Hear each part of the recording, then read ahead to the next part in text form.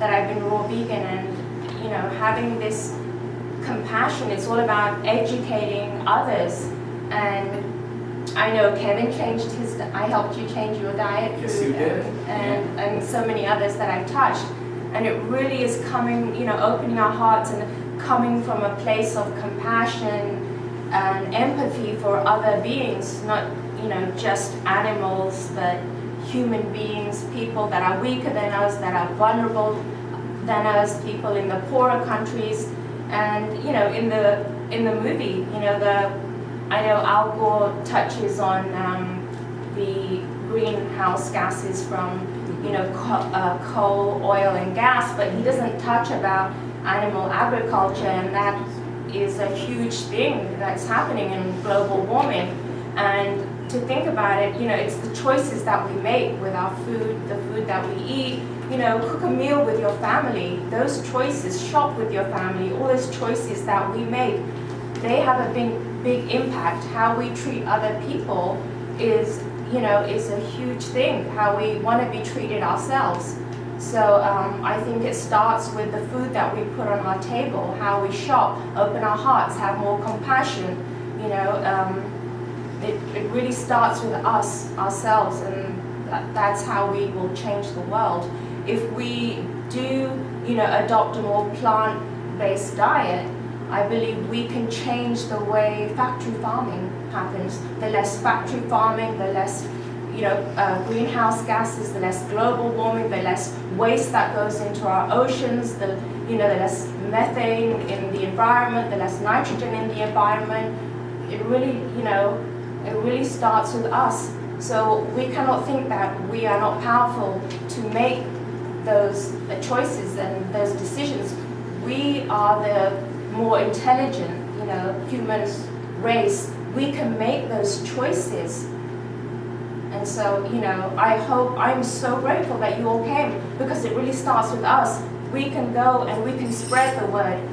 And I know there's so many documentaries already out there, but, this is another one, and we can go out there and tell people about it.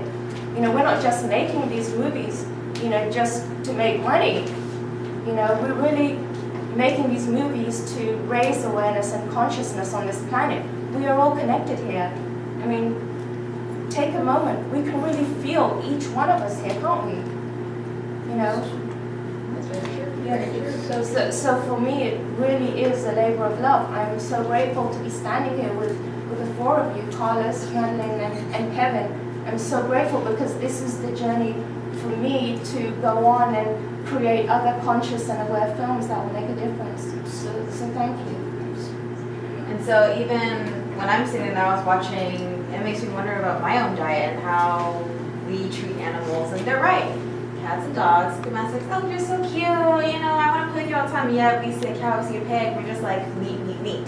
And what I found so intriguing, and at first I didn't understand what the connection was the section about psychopaths and like Jeffrey Dahmer, for instance. From what I heard about him is that he used to collect animal carcasses and kill them first. Yeah, I thought that was very interesting. Would you guys be able to elaborate a little bit more, if possible, on how that leads to the animals and their welfare, essentially? Well, one of the challenges we had like a 3-hour portion, and Carlos was on board from the very beginning. One of his main contributions was he actually wrote a documentary to tie everything together. So maybe he can, elaborate on that. Because there are all these different ideas, and there's the thing, keep testing the movie and people are kind of getting lost. So we have to find a way to put everything together and make sense out of it. Well, I mean, I can't comment specifically on children killing animals and how that leads to sociology, but I can tell you just from the perspective of coming into this project and talking to Kevin and seeing what he had, and his telling me how he sort of wanted to mold this, because it's a kind of an enormous kind of film. It's got so much stuff in it. Mm-hmm. And so to kind of make it into so that it's a journey that you can follow. So we had a lot of discussions, and from my perspective, it was about trying to, and from what Kevin had told me, it was just sort of trying to kind of give you little bridges between the sections. And then I think think I came with the first draft, and you had some notes, and then. Refine it a few more times, absolutely. Yeah, and then at some point, just as a sort of a filmmaker thing, at one point, I did a track in your editing suite. Yeah, yeah. I did a rough track of the narration so that he could have the timing and have a sense of if the film was actually flowing.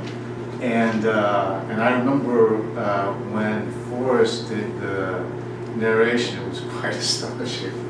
He was so amazing. But that's my participation in the project. And as Kumar said, I think for me, it's about just one little thing. You know, you just take one little thing from the movie. It doesn't have to be, the entire scope of the project. But if there's just one little thing that resonates with you, if you take that in and you do it, it's a step. I remember the day Forrest came over. I was in the recording business at the time, so I had a little 4x4 vocal booth, and I remember I had tried to squash it in my corner, and he didn't realize this, but I had taken the AC units out of it, so he was in there just sweating like a pig, and he was just so humble and soft-spoken. It was such a beautiful experience to see someone of that status, to come in and do that for us. And yeah, I remember that.